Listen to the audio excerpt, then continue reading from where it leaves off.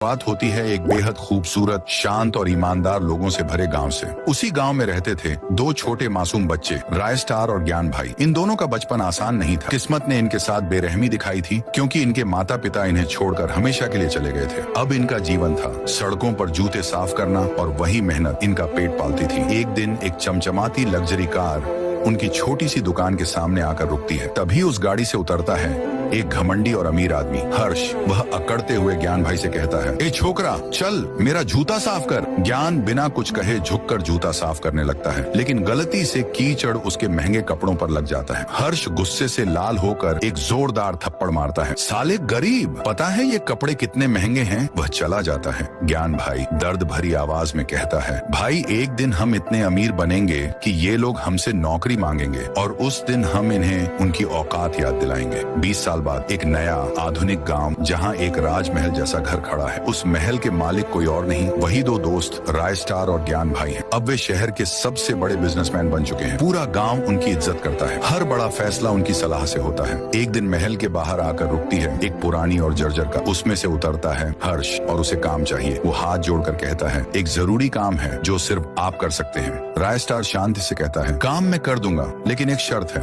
हर्ष, क्या शर्त? तुझे मेरे दोस्त के जूते साफ करने होंगे। पागल हो क्या? मैं? राय स्टार, तो फिर मेरा काम भी भूल जा। मजबूरी में हर्ष झुककर ज्ञान भाई के जूते साफ करता है। तभी ज्ञान भाई एक चम्मच उठाते हैं और उसकी गर्दन पर हल्का छांटा मारते हुए कहते हैं, साले गरीब, तुझे पता है ये जूते कितने महंगे हैं? हर्ष का चेहरा जलता लाल हो जाता है। वो गुस्से में कहता है, तुमने मेरी बेइज्जती की है, इसका बदला मैं जरूर लूंगा। ज्ञान भाई बाजार जा रहे होते हैं। तभी एक लड़की रोज सड़क पर गिरी हुई मिलती है। ज्ञान भाई उसे उठाते हैं। तुम ठीक हो? चलो मैं घर छोड़ देता हूँ। रोज बाइक पर बैठती है और उसे एक सुनसान फैक्ट्री की ओर ले जाती है। जैसे ही वे वहाँ पहुँचते हैं, सामने खड़ा मिलता है हर्ष। तो आ ही गया तू, तेरा ही इंतजार था। हर्ष हंसता हुआ कहता है, अब अपने दोस्त को भी बुला ले। ज्ञान भाई घबराकर फोन करता है, भाई मैं फंस गया हूँ, जल्दी आ। राय स्टार बिना एक पल गंवाए अपनी बाइक लेकर निकलता है। जब वह फैक्ट्री पहुँचता है तो देखता है कि ज्ञान भाई एक पिंजरे में कैद है और हर्ष अपने गुंडों के साथ तैयार खड़ा है। हर्ष, अब तुम दोनों से एक साथ बदला लूंगा। राय स्टार, उसे छोड़ दे, नहीं तो तूफान बनकर टूट पड़ूंगा। हर्ष, आज देखेंगे कौन किसे मारता है। और फिर शुरू होती है एक जबरदस्त लड़ाई। धुआं, लाल